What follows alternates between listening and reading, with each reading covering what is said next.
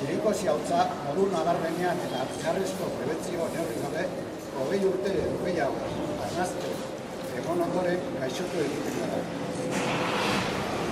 Mehatze, transmisio, armolegia eta kantiratako gaixotasunera, baina fumarri bezalako gaixoko publik ezako Euskal Herria osoa eta ingurutan ere. Enpresa ireki zenetik ez diote prebentzioan inolako garrantzirik eman, eta hauek dira ondorio.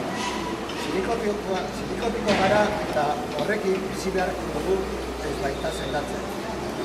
Gure borroka ere iraunkorra da, 2011 urtean fumarri den zirikosi eskasa ezagutu delitu enetik informazioa aldarrikapen eta mobilizazioetan gabiltza.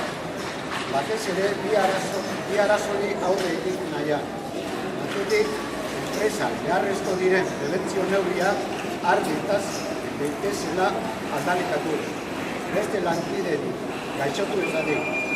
Arduradunen utzikeria salagarria da ordea. Egin duen gutxiak ere ez baitu ezertarako balioa. Eta aurrerantzen ere, antzeko egoera aurre ikusten dugu. Horren adibide, datorren urterako ez dagoela inbertsiorik egiteko asmorik. Imaginatu ze prebentzio neurri hartuko diren, barre egin digute aurpegira.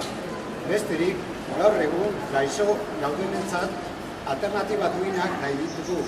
Ez gara bizitza osoan zulubetz horretan lanean aritu orain zakarra bagina bezala zaborrontzi egotatzeko. Bai enpresari zen instituzioi langile zirikotientzatko atera bide duina eskatzen dugu. Ezikitu egiten dugu. Langile guztiok kalitatezko lana eta bizitza behar ditugu. Ez goaz lanera gaixotzera edo hiltzera. Duintasunez bizitzeko egiten dugu lana.